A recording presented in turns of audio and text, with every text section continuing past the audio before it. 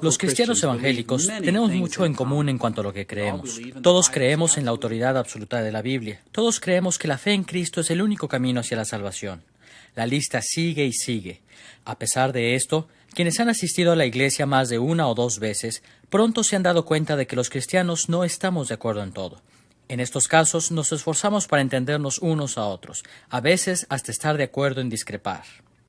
En esta lección vamos a tratar uno de los asuntos en los que a menudo discrepamos los cristianos evangélicos. Vamos a explorar la cuestión de ¿a quién debe bautizarse? ¿Únicamente a los creyentes o a los creyentes y a sus hijos? Quizás su caso se parezca al mío. Yo pensaba que todos los cristianos que creen fielmente en la Biblia simplemente rechazan el bautismo de infantes. Creía que únicamente las denominaciones que agregan tradiciones humanas a las Escrituras son las que bautizan niños.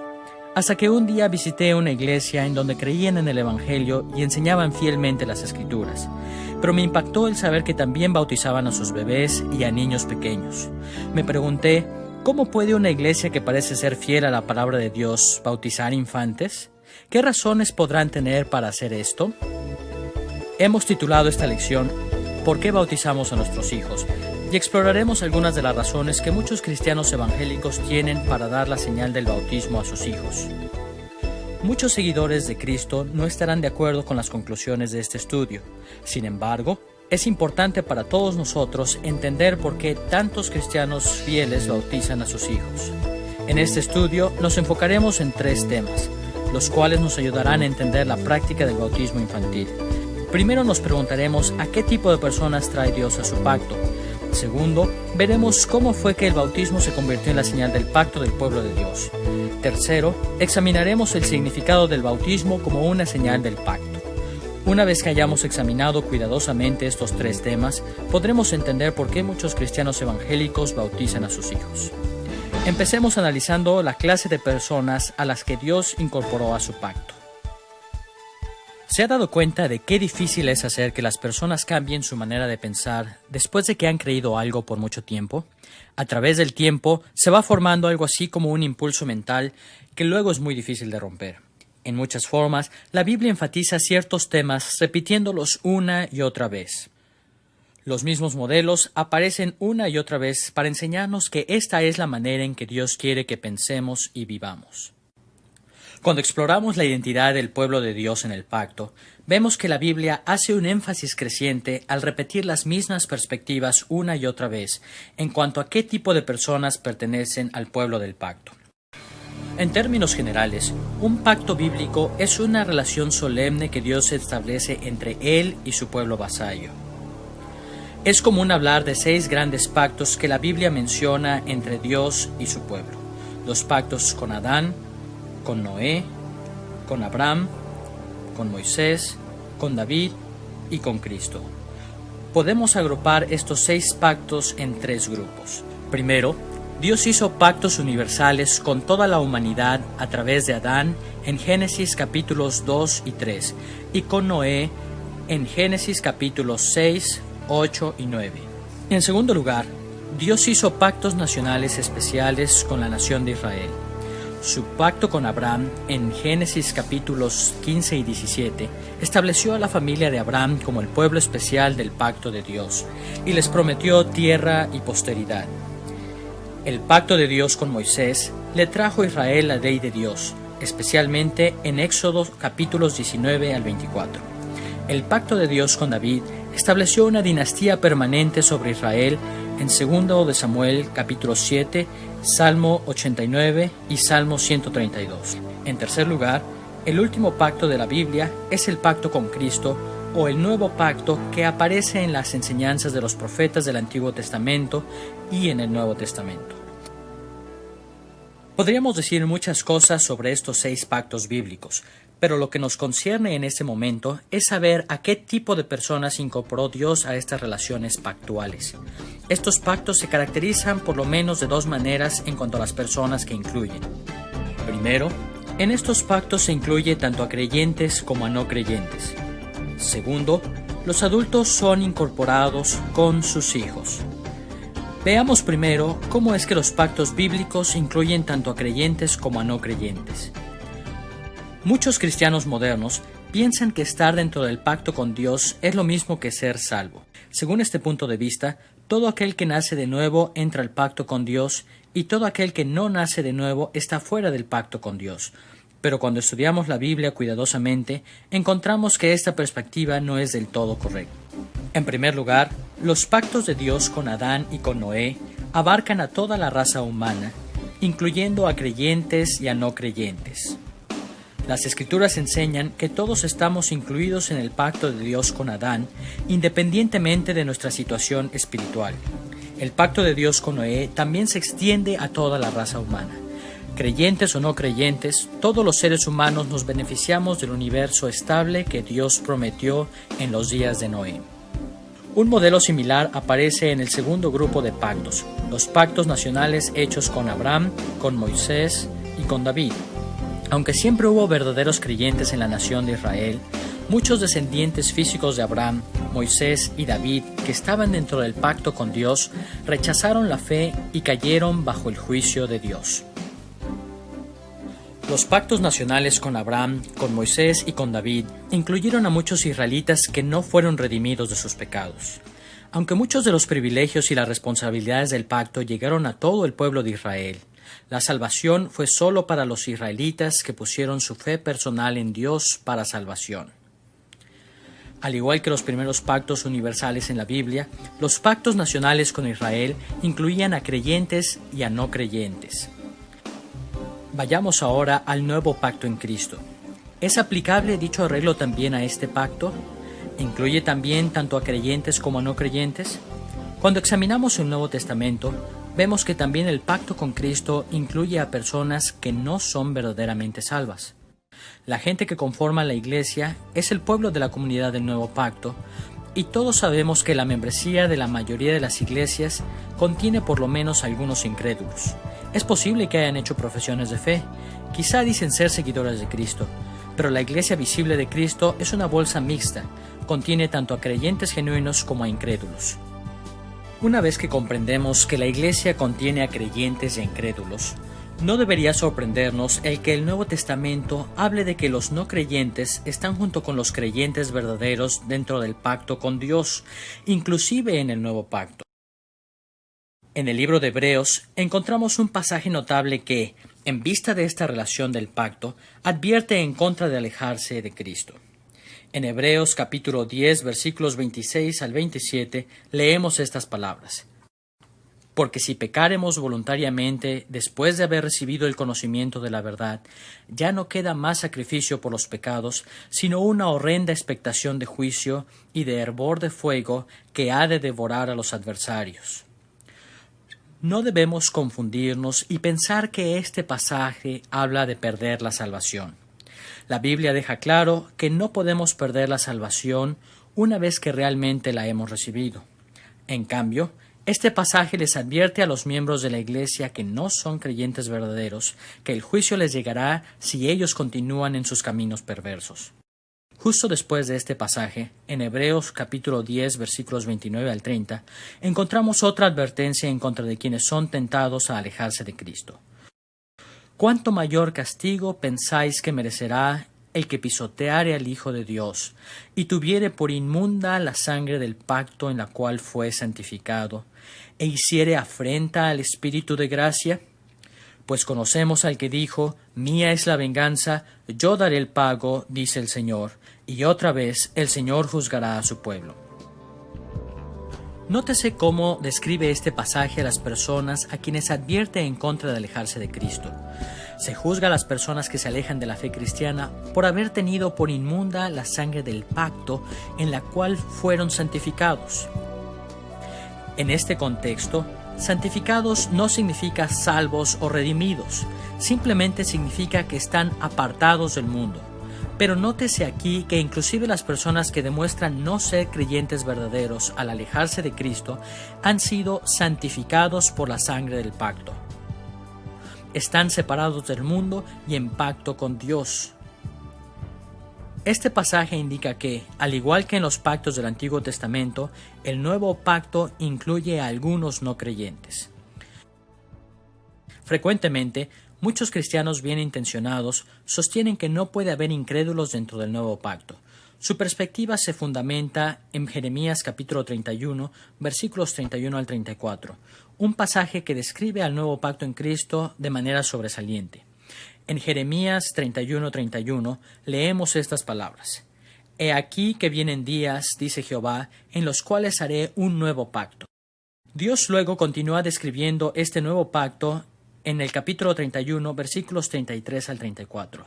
Daré mi ley en su mente y la escribiré en su corazón, y yo seré a ellos por Dios, y ellos me serán por pueblo. Ya no enseñará más ninguno a su prójimo, ni ninguno a su hermano, diciendo: Conoce a Jehová, porque todos me conocerán, desde el más pequeño de ellos hasta el más grande, dice Jehová, porque perdonaré la maldad de ellos y no me acordaré más de sus pecados. Muchos cristianos creen que solo los verdaderos creyentes forman parte del nuevo pacto, porque Dios dijo: porque todos me conocerán desde el más pequeño de ellos hasta el más grande, y perdonaré la maldad de ellos y no me acordaré más de sus pecados. Pero para entender correctamente esta profecía, también debemos recordar que este pasaje dice algo más sobre el nuevo pacto. En el versículo 34, el profeta dijo: Ya no enseñará más ninguno a su prójimo, ni ninguno a su hermano, diciendo: Conoce a Jehová. Esta visión del nuevo pacto dice que no habrá tampoco necesidad de predicadores ni maestros para corregir al pueblo de Dios o llamar al arrepentimiento. Pero nosotros sabemos que aún en nuestra era del nuevo pacto necesitamos predicadores y maestros. Jeremías dijo que no los necesitaremos en el nuevo pacto, pero todavía los necesitamos. ¿Cómo podemos entender esto? Para entender correctamente el cumplimiento de la profecía de Jeremías, debemos recordar que el nuevo pacto no ha alcanzado todavía su plena gloria. Las bendiciones del nuevo pacto comenzaron cuando Cristo vino a la tierra por primera vez y continúan en nuestro día. Aún así, la plenitud de bendiciones del nuevo pacto predicha por Jeremías se producirá solamente cuando Cristo vuelva al final de nuestra era. Cuando Cristo vuelva, el pueblo del nuevo pacto consistirá solo de creyentes verdaderos, porque entonces Él juzgará y eliminará a los perversos. Mientras tanto, tenemos que predicar y enseñar dentro de la comunidad del nuevo pacto, diciendo: Conoce al Señor, porque esta comunidad incluye a personas que no conocen al Señor. Este acercamiento a los pactos bíblicos nos ayuda a entender algo sobre el bautismo de infantes. Los evangélicos que bautizamos a nuestros hijos no creemos que este acto de hecho los salve. Este no es el caso en absoluto. El bautismo nunca salva a persona alguna. Por el contrario, nosotros creemos que las personas son incorporadas al pacto con Dios por medio del bautismo. Aún así, el pacto de Cristo contiene tanto a creyentes como a no creyentes. De todas las personas del mundo que han sido bautizadas en el nombre de Cristo, solamente los que tienen fe genuina y perdurable son salvos. También los niños bautizados deben poner su fe personalmente en Cristo para ser salvos. Una vez que hemos visto que estar en pacto con Dios no es lo mismo que ser salvos, estamos en posición de ver otra dinámica actuando en medio del pueblo del pacto. En toda la Biblia, los privilegios y las responsabilidades del pacto pertenecen no solo a los adultos, sino también a sus hijos. En nuestro mundo moderno, lo normal es pensar que las personas establecen relaciones simplemente como individuos. Frecuentemente formamos amistades, firmamos contratos legales y hasta escogemos pareja matrimonial como si se tratase simplemente de individuos aislados. Ni siquiera consideramos las relaciones que establecemos con sus familias. Apenas pensamos en sus hijos y nietos. Aun cuando hoy en día es muy común vivir de esta manera individualista, tal individualismo no aparece en la Biblia. De hecho, las Escrituras enseñan que Dios nunca hacía pactos exclusivamente con adultos, sino que también incluía a sus hijos. Las Escrituras indican claramente que la relación entre Adán y Dios contemplaba más allá de Adán a sus descendientes, la raza humana en su totalidad. A menudo hablamos de Adán como nuestro representante federal o del pacto. Su relación con Dios trajo a todos sus descendientes físicos dentro de una relación con Dios. El mismo principio es aplicable al pacto de Dios con Noé. Dios estaba especialmente interesado en los hijos de Noé cuando estableció dicho pacto. Dios dijo a Noé en Génesis capítulo 6, versículo 18: «Mas estableceré mi pacto contigo y entrarás en el arca tú, tus hijos, tu mujer y las mujeres de tus hijos contigo. Los hijos de Noé tenían una importancia especial en el pacto con Dios. De igual manera, el pacto con Abraham también incluía a sus hijos, el pueblo de Israel. En Génesis capítulo 17, versículo 7, leemos estas palabras: «Y estableceré mi pacto entre mí y ti, y tu descendencia después de ti en sus generaciones, por pacto perpetuo, para ser tu Dios y el de tu descendencia después de ti». Este enfoque en los hijos de Abraham seguía el modelo establecido con Adán y Noé. Dios incorporó en el pacto a los adultos junto con sus hijos. El pacto con Moisés también tenía en mente a los hijos de los israelitas. Vemos esto en muchos lugares, pero consideremos lo que dijo Dios en el tercer mandamiento. En Éxodo capítulo 20, versículos 5 y 6 leemos: «Yo soy Jehová tu Dios, fuerte, celoso, que visito la maldad de los padres sobre los hijos hasta la tercera y cuarta generación de los que me aborrecen, y hago misericordia a millares, a los que me aman y guardan mis mandamientos». Una vez más, vemos que el pacto con Dios incluye a los hijos junto con los adultos. El pacto con David también incluía a sus hijos. Dios le prometió a David que su familia sería la dinastía real de Israel por todas las generaciones. En el Salmo 132, versículos 11 al 12, Dios habló así a David: «En verdad juró Jehová a David, y no se retractará de ello. De tu descendencia pondré sobre tu trono. Si tus hijos guardaren mi pacto y mi testimonio que yo les enseñare, sus hijos también se sentarán sobre tu trono para siempre». El pacto imperial de David se extendió más allá de David a sus hijos y generaciones futuras. A partir de este breve estudio sobre los pactos del Antiguo Testamento, podemos ver un modelo que se repite una y otra vez. Dios estableció sus pactos tanto con los adultos como con sus hijos. Estos hijos no eran necesariamente salvos. Todavía tenían que ejercitar personalmente su fe para ser redimidos del pecado. Aún así, los hijos del pacto eran especiales a los ojos de Dios. Tenían privilegios y responsabilidades que los pueblos fuera del pacto no tenían. Dios les prometió que si buscaban una relación con Él por fe, heredarían las bendiciones del pacto, pero que si no lo hacían, caerían bajo sus maldiciones. Ahora tenemos que hacernos otra pregunta. ¿Se extiende este mismo modelo al nuevo pacto en Cristo? ¿Enseña el Nuevo Testamento que los pactos de Dios incluyen tanto a adultos como a sus hijos? Cuando revisamos el Nuevo Testamento a la luz del énfasis hecho en todos los pactos del Antiguo Testamento, podemos ver que varios pasajes indican que el nuevo pacto incluye tanto a adultos como a sus hijos. En el nuevo pacto, los hijos de los creyentes tienen privilegios y responsabilidades únicas ante Dios. Veamos dos de los muchos pasajes que demuestran que el nuevo pacto reserva un lugar especial para los hijos de creyentes. Primero, Hechos capítulo 2, versículos 38 al 39, registra las palabras que Pedro predicó en el día de Pentecostés. Allí dijo: «Arrepentíos y bautícese cada uno de vosotros en el nombre de Jesucristo para perdón de los pecados, y recibiréis el don del Espíritu Santo, porque para vosotros es la promesa, y para vuestros hijos, y para todos los que están lejos, para cuantos el Señor nuestro Dios llamare». Al final de estos versículos, Pedro reconoció que Dios llamaría para sí a muchos que no estaban presentes en Jerusalén. Pero nótese cómo habló Pedro respecto de la gente que estaba ante él ese día. Sus prioridades reflejaban la estructura de los pactos del Antiguo Testamento. Dijo que la promesa del Espíritu Santo es primero para ustedes, refiriéndose a los adultos que creerían, y segundo, para sus hijos, refiriéndose a los hijos de los que creyeran. La perspectiva de Pedro reflejaba el modelo de los pactos en el Antiguo Testamento de creyentes con sus hijos. Los hijos de las personas que estaban ante él recibirían la misma oferta de salvación que sus padres recibieron.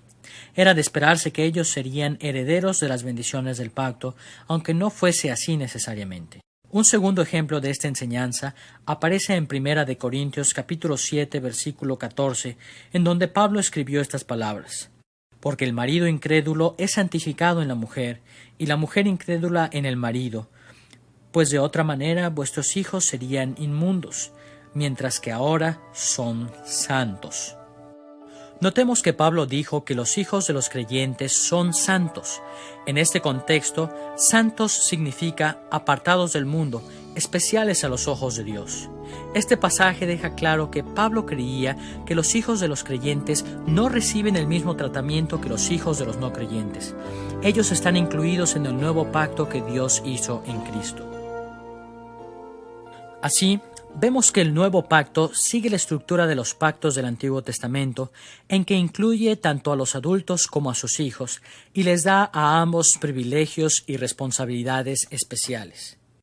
Ya sea que aceptemos o rechacemos el bautismo de infantes, todos los cristianos debemos entender que nuestros hijos están en pacto con Dios. Muchos cristianos creen que esto apoya la práctica del bautismo infantil, mientras que otros no lo creen. En todo caso, todos debemos reconocer que Dios tiene un lugar especial en su corazón, en su pacto, para los hijos de los creyentes.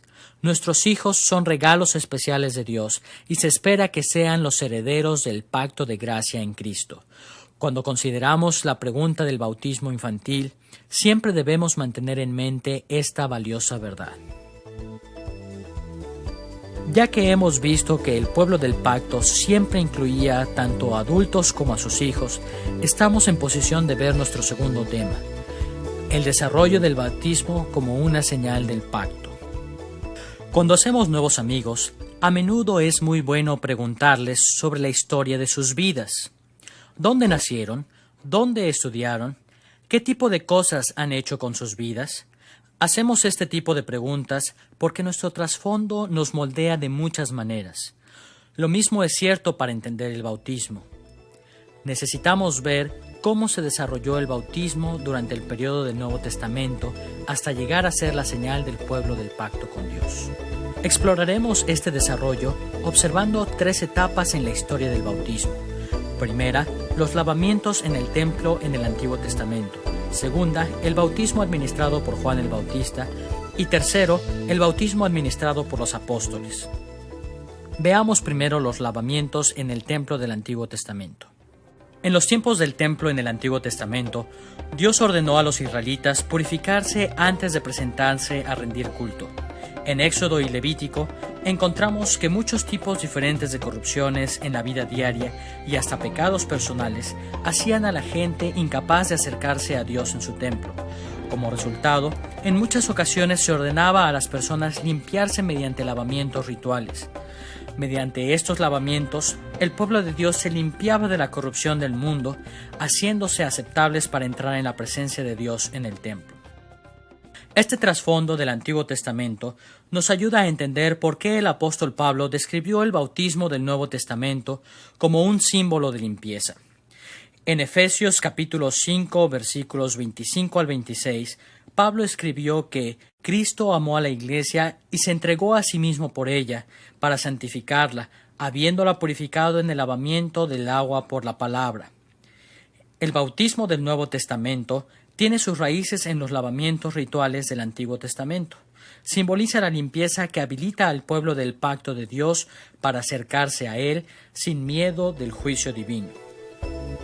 Con este trasfondo del Antiguo Testamento en mente, veamos al primer hombre que practicó el bautismo en el Nuevo Testamento, Juan el Bautista. Juan el Bautista ministró cerca del río Jordán y llamó al pueblo de Israel a arrepentirse y ser bautizado. ¿Se ha preguntado alguna vez por qué hacía esto? Bueno, Juan no hacía algo completamente nuevo. En el tiempo entre el Antiguo y el Nuevo Testamento, los judíos usaban el bautismo o los lavamientos rituales en por lo menos 2 maneras. Primero, cuando los gentiles se convertían al judaísmo, no solo circuncidaban a los varones, sino que también bautizaban a varones y a mujeres para limpiarlos de sus costumbres paganas. Esta era una de las principales formas en que los judíos usaban el bautismo en los días de Juan el Bautista. Por supuesto que Juan el Bautista no bautizó a gentiles, bautizó a judíos. Al hacer esto, Juan seguía una segunda práctica que muchos grupos religiosos realizaban en Israel. En el tiempo de Juan el Bautista, había muchas pequeñas sectas de judíos y cada una se consideraba a sí misma como el remanente verdadero del pueblo de Dios. Estos grupos radicales consideraban como sucios y corrompidos a los judíos ordinarios. Así, requerían el bautismo a cualquier judío que quisiera unirse a su grupo. El bautismo permitía a estos judíos corrompidos limpiarse de sus antiguas asociaciones y unirse a un nuevo remanente fiel. No es difícil ver que este es el origen del bautismo de Juan. Él era un judío fiel que preparaba el camino para Cristo, llamando a las personas corruptas de Israel a abandonar sus perversos caminos. En Mateo capítulo 3, versículos 5 al 6, leemos que salía a él Jerusalén y toda Judea y toda la provincia de alrededor del Jordán, y eran bautizados por él en el Jordán, confesando sus pecados. Juan se ponía en las riberas del río Jordán y desafiaba a sus compatriotas judíos a arrepentirse y a demostrar su fe por medio del bautismo. Aunque estaban circuncidados, Juan acertadamente creía que la inmensa mayoría de los judíos en su día necesitaban ser bautizados para ser limpiados y poder unirse a su pequeño remanente justo en Israel. Los lavamientos en el Antiguo Testamento en el templo y el bautismo de Juan a los judíos proporcionan un trasfondo para el bautismo cristiano, pero no explican su desarrollo plenamente como la señal del pacto de Dios.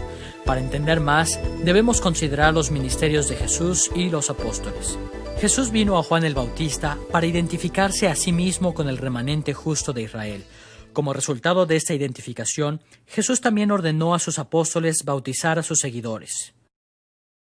Uno de los últimos mandatos que dio Cristo es el bien conocido versículo en Mateo capítulo 28, versículo 19. Por tanto, id y haced discípulos a todas las naciones, bautizándolos en el nombre del Padre, y del Hijo, y del Espíritu Santo. Jesús esperaba que sus discípulos bautizaran al nuevo pueblo del pacto que él llamaba para sí. El bautismo era el símbolo de su limpieza de la corrupción del mundo. Debemos recordar siempre, sin embargo, que en los primeros años del reino de Cristo, el Evangelio fue difundido principalmente a judíos.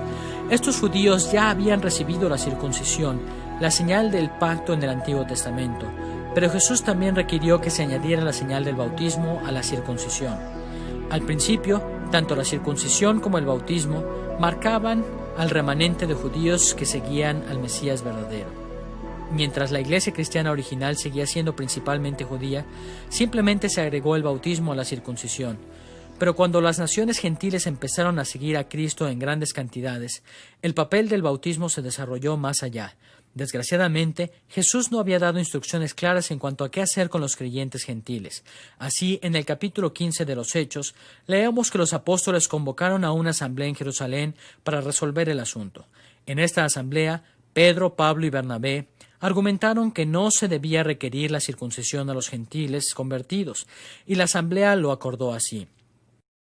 Como Santiago les dijo en Hechos capítulo 15, versículo 19, no se inquiete a los gentiles que se convierten a Dios. Desde ese día en adelante, ya no se requirió la circuncisión al pueblo de Dios, y el bautismo se convirtió en la única señal del pacto. Vemos que, durante el tiempo de Juan el Bautista y Jesús, tanto la circuncisión como el bautismo sirvieron como señales para identificar al pueblo en pacto con Dios. Pero en Hechos capítulo 15, los apóstoles declararon difunta a la circuncisión y dejaron al bautismo como la única señal que identificaba al pueblo del pacto. Por lo menos en un pasaje del Nuevo Testamento, queda muy claro el cambio de la circuncisión al bautismo. Escuchemos las palabras de Pablo en Colosenses capítulo 2, versículos 11 al 12. En Cristo también fuisteis circuncidados con circuncisión no hecha a mano, al echar de vosotros el cuerpo pecaminoso carnal en la circuncisión de Cristo, sepultados con él en el bautismo. Pablo declaró que la circuncisión de Cristo se logra por el bautismo. Pablo enseñó que el bautismo era el reemplazo del Nuevo Testamento para la circuncisión. Durante toda la historia de la Iglesia, se ha tratado al bautismo como el sustituto de la circuncisión. Cuando nos preguntamos qué significa el bautismo, debemos usar esta conexión con la circuncisión. En pocas palabras, En una época, la circuncisión identificaba al pueblo de Dios y los separaba del mundo. Ahora, en el Nuevo Testamento, es el bautismo y no la circuncisión lo que marca a la comunidad del pacto. Y por supuesto, esta es una de las razones por las cuales muchos cristianos evangélicos bautizamos a nuestros hijos. Creemos que tanto los adultos como sus hijos en esta era del Nuevo Testamento deben bautizarse por la misma razón por la cual se circuncidaba a los hombres y a sus hijos en el Antiguo Testamento. La señal del nuevo pacto pertenece a los creyentes y a sus hijos. Hemos visto que los pactos de Dios siempre incluían a los adultos con sus hijos y cómo el bautismo se desarrolló hasta convertirse en la señal del pacto del pueblo de Dios. Ahora estamos en posición propicia para ir a nuestro análisis final, la importancia del bautismo como señal del pacto. ¿Se ha dado cuenta de que un símbolo o señal puede significar cosas diferentes a personas diferentes? Cuando un soldado mira la bandera de su país, surgen dentro de él sentimientos patrióticos, pero su enemigo mira la misma bandera y está lleno de aversión. Una recién casada se llena de alegría cuando mira su anillo de boda, pero el mismo anillo le traerá sufrimiento si su marido muriese inesperadamente. Los símbolos son tan flexibles que pueden significar para nosotros diferentes cosas, dependiendo de quiénes somos y en dónde nos encontramos en la vida. Algo parecido sucede con la señal del pacto. En un sentido, el bautismo, al igual que la circuncisión antes de él, siempre han significado la misma cosa, que una persona se une al pueblo del pacto. Esta relación incorpora a las personas a la línea del pacto con sus bendiciones y sus maldiciones. Pero en otro sentido, el bautismo lleva una importancia diferente para diferentes tipos de personas. Para captar la importancia del bautismo como señal del pacto, revisaremos dos temas.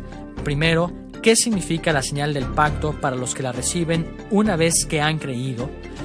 ¿Y qué significa para los que la reciben como infantes antes de creer? Consideremos primero lo que la señal del pacto significaba para los que la recibían como creyentes.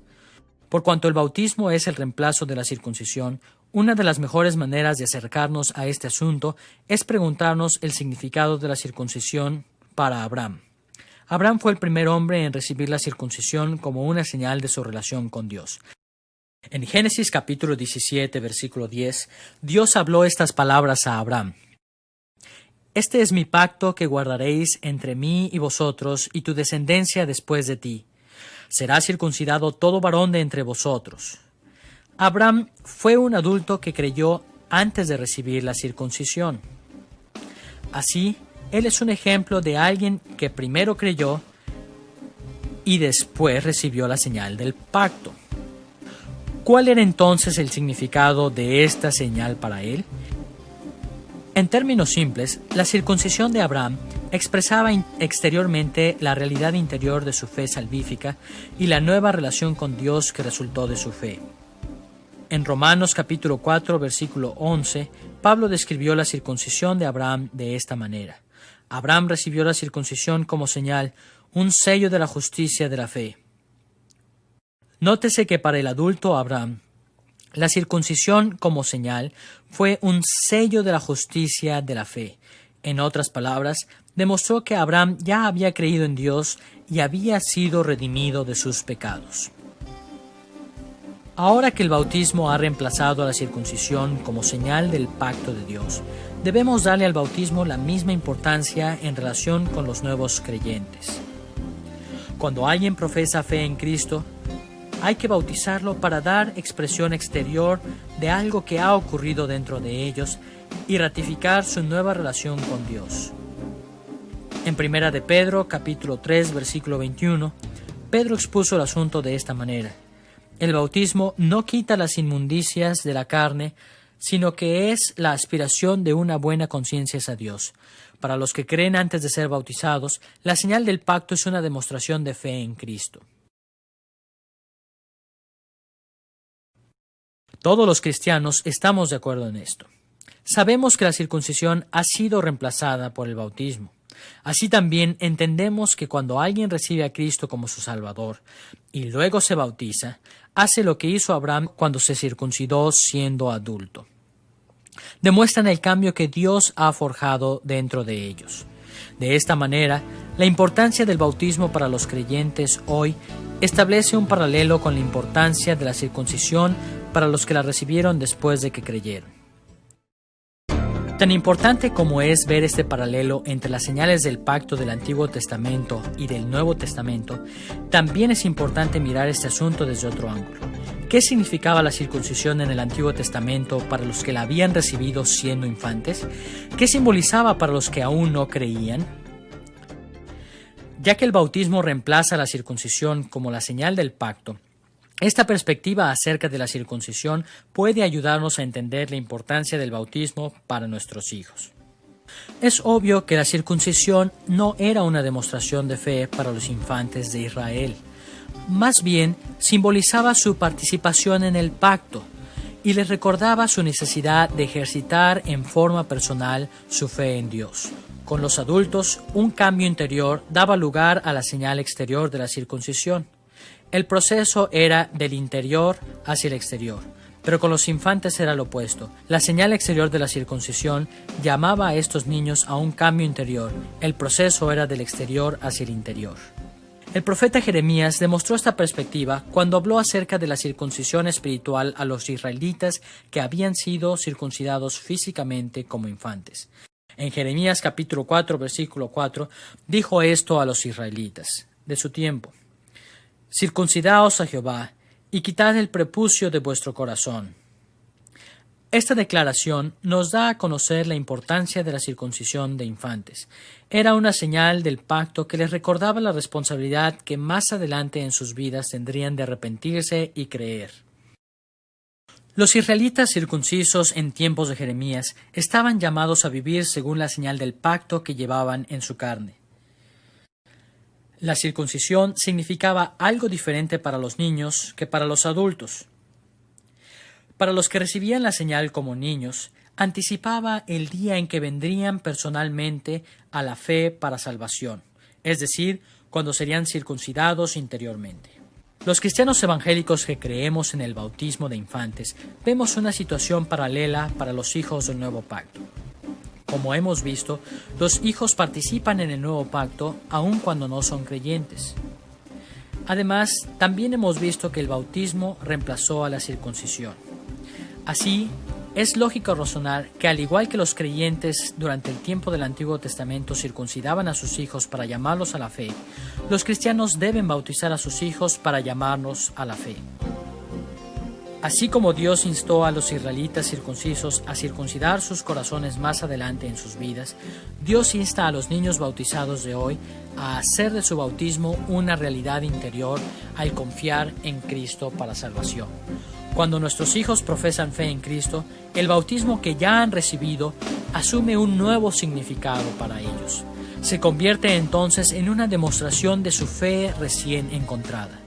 Así como la circuncisión significaba algo distinto para quienes la recibían como adultos que para quienes la recibían como infantes, el bautismo cristiano también tiene un significado distinto para los adultos y para los infantes.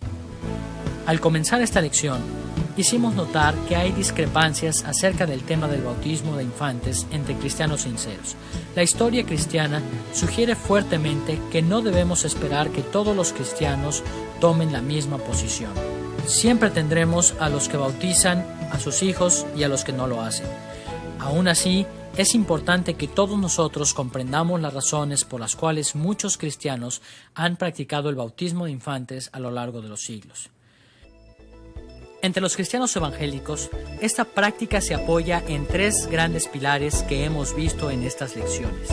Primero, el hecho de que los pactos de Dios siempre incluyen a los hijos, quienes se espera que sean los herederos del pacto. Segundo, el hecho de que el bautismo reemplaza a la circuncisión como la señal del pacto. Y tercero, la importancia de la señal del pacto como un llamado a la fe para quienes lo reciben en la infancia. Sea que abracemos o no esta perspectiva, todo cristiano debe reconocer que la posición en favor del bautismo de infantes tiene mucha trascendencia. Aun cuando discrepemos unos con otros en esta enseñanza, podemos evitar muchas equivocaciones y crecer en respeto mutuo cuando entendemos por qué tantos de nosotros bautizamos a nuestros hijos.